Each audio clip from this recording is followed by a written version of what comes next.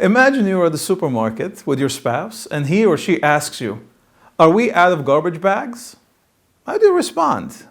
Do you shrug with apathy or answer, "I don't know, let me go and get some just in case"? When you do that, you are turning towards your spouse instead of turning away.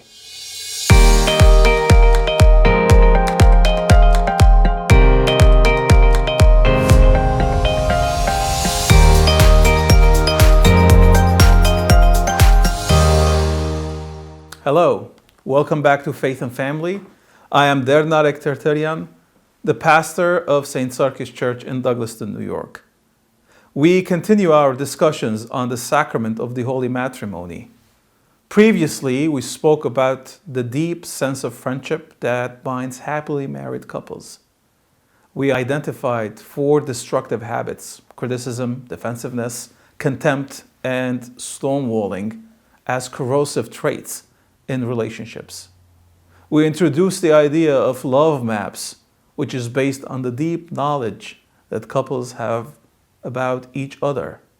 And finally, we spoke about fondness and admiration, being in touch with the deep-seated positive feelings that successful couples have for each other, despite the challenges that they may encounter in their daily lives.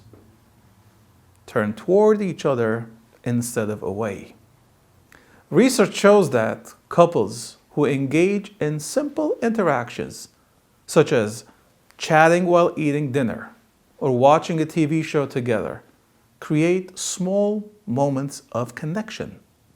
These simple habits are great tools for attunement in the relationship as couples turn toward each other. Even in the most ordinary times, couples give each other subtle invitations to connect. For example, if you are a writer working from home and you have this great idea that you're typing down on your laptop and your spouse returns home from work and says hi to you, do you ignore them and try to finish your idea, or close the laptop screen and engage fully in conversation with your spouse? Option B is another example of turning toward each other, which serves to boost your marriage's trust level and the ongoing sense of romance.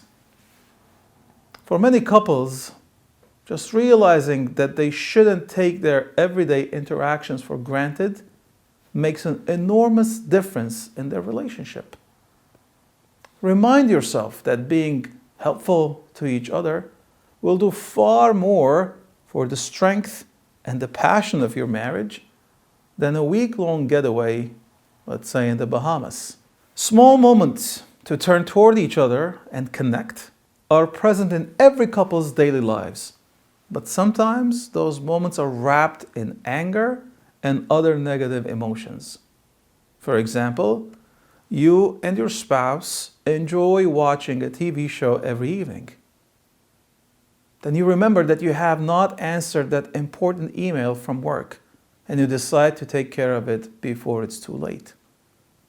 Your spouse, in frustration, may say, "You put your work emails ahead of our time together." His or her tone is critical, and you get defensive and say, "Yeah, but without my job, you won't be able to enjoy what you have in our life." A small moment of connection is ruined. But if you're able to see that his or her initial plea is, "Let's enjoy our time together, I miss you," then you can respond positively and be able to connect.